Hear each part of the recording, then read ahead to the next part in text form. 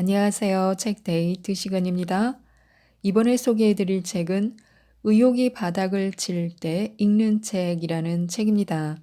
나이토 요시히토 지음, 이정은 옮김, 홍익출판에서 나온 책입니다. 이 책은 모든 일에 의욕이 없고 무기력해진 사람들에게 열정을 불태울 수 있도록 많은 비법을 전해주는 책입니다. 의욕이 솟아날 수 있도록 다양한 심리 테크닉으로 재미있는 실천 방법들을 소개하고 있는데요. 몇 가지만 살펴보겠습니다. 무슨 일이든 처음 3주간은 절대 포기하지 마시기 바랍니다. 우리는 완전히 습관화되어 몸에 뿌리를 내린 것이면 어떤 일이라도 권태를 느끼지 않고 할 수 있습니다. 습관이라는 것은 그냥 행동하는 게 당연하거나 하지 않으면 불안감이 생기는 행동 방식이라고 할 수 있습니다. 따라서 귀찮은 일을 귀찮아하지 않고 행하는 비결은 어찌되었든 습관으로 만들어 버리면 됩니다. 일단 습관으로 만들면 그때부터는 자동적으로 행할 수 있어 괴롭다든가 힘들다는 느낌이 들지 않게 됩니다. 심리학자들은 어떤 행동을 습관화하기 위해서는 최소한 3주간이 걸린다고 말합니다. 그러니까 처음 3주간은 아무리 힘들더라도 이렇다 저렇다 군소리를 해서는 안 됩니다. 이를 악물고서라도 매일 반드시 행해 보도록 해야 합니다. 3주가 지나면 조금 편해질 거라고 생각하면서 이 시기를 쉬지 말고 계속해 나가야 합니다. 런던 대학의 필리파 렐리 교수는 학생들에게 새로운 습관을 고착화시키는 실험을 진행했습니다. 점심 식사 때 과일을 함께 먹는다든지 아침 식사 후에 물 한 잔을 마신다든지 지금까지 자진해서 하지 않았던 새로운 습관을 들이도록 한 것입니다. 실험 참가자들은 매일 기록을 하며 그 일을 하는 게 전혀 고통스럽지 않은 레벨, 다시 말해서 이제는 습관화되었다고 느낄 때까지의 날짜 수를 계산했습니다.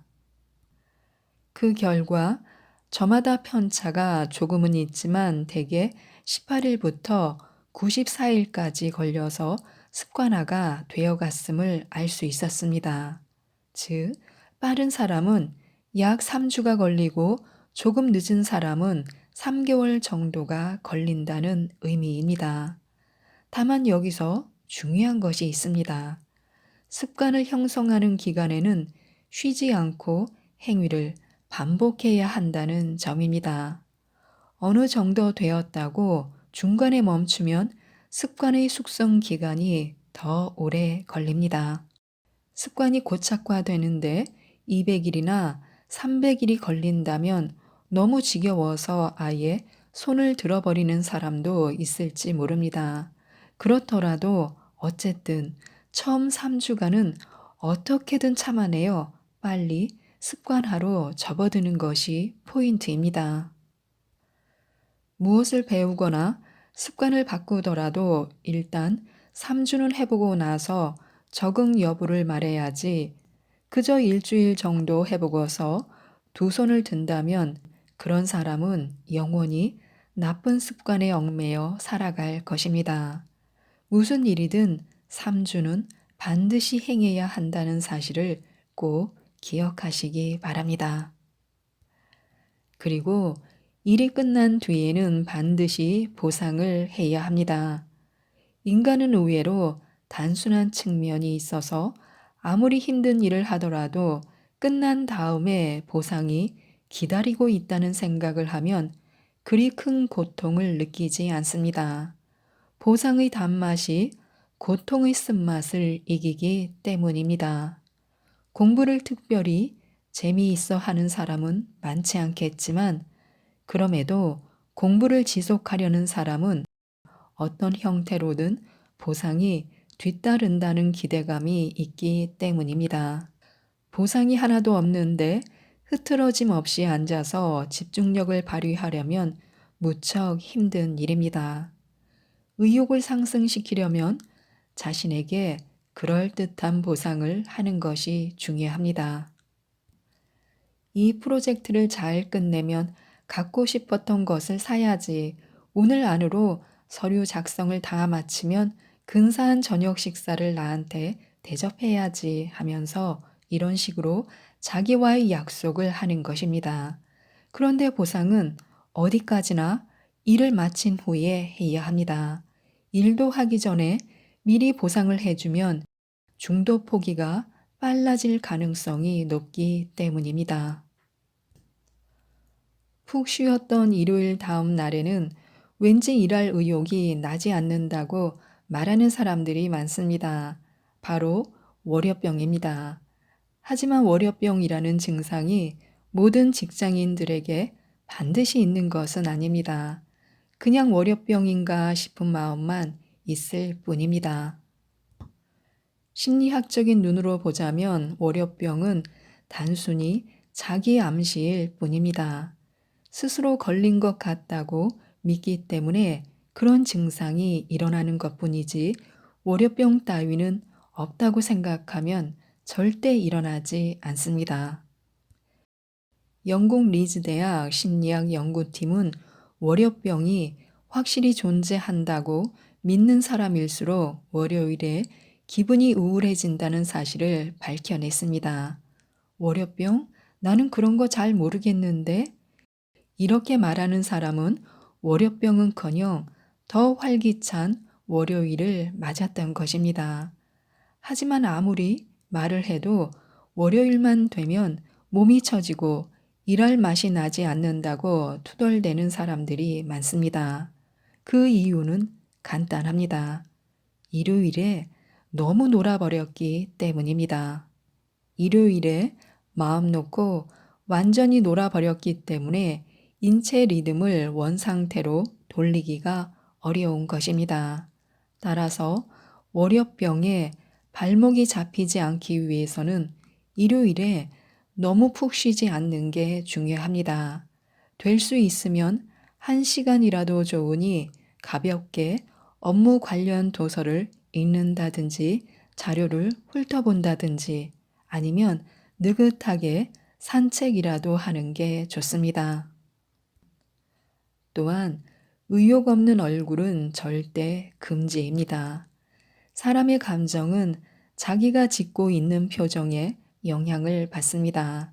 즐거운 일이 전혀 없더라도 방긋방긋 웃고 있으면 이상하게도 마음도 긍정적이 되고 미간에 주름을 지어 기분 나쁜 얼굴을 하고 있으면 정말로 기분이 나빠집니다.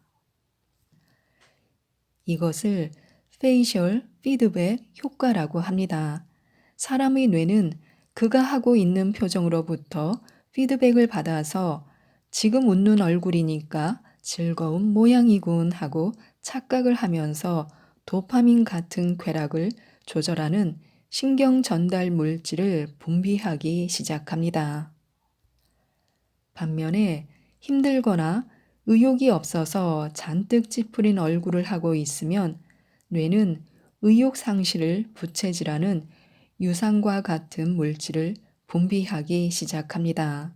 그래서 의욕이 없으면 밥맛까지 잃고 몸까지 한층 더 피곤해지는 것입니다. 따라서 감당하기 힘든 일을 만났을 때는 더 이상 환한 웃음이 없다고 할 만큼 만면의 미소를 짓는 게 정답입니다. 억지 웃음이라도 상관없습니다. 거짓으로라도 웃는 얼굴을 만들면 페이셜 피드백 효과가 일어나니 괜찮습니다. 아무리 싫은 일이라도 어차피 해야 한다면 얼굴을 찌푸리지 말고 즐겁게라도 하는 게 좋습니다. 그러는 편이 자신도 즐거울 수 있고 그 모습에 다른 사람들이 도와줄 수도 있을지 모릅니다. 그리고 될 수 있는 한 행복한 목소리로 말해야 합니다. 우리들의 감정은 자신의 표정에 따라 영향을 받는다고 합니다. 마찬가지로 목소리에도 영향을 받습니다.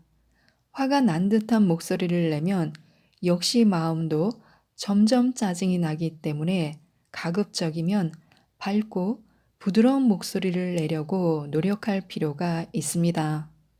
네덜란드 암스테르담 대학의 스카일러 호크 박사는 행복할 때, 슬플 때, 화가 나 있을 때, 기분 나쁠 때의 목소리를 수집해서 비교한 결과 각각의 목소리에 따라 표정도 변한다는 것을 실험으로 밝혀냈습니다.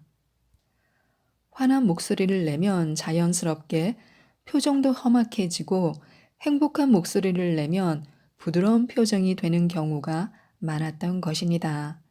이로써 알 수 있는 사실은 우리 인체에서 목소리와 표정은 연동되고 있다는 사실입니다.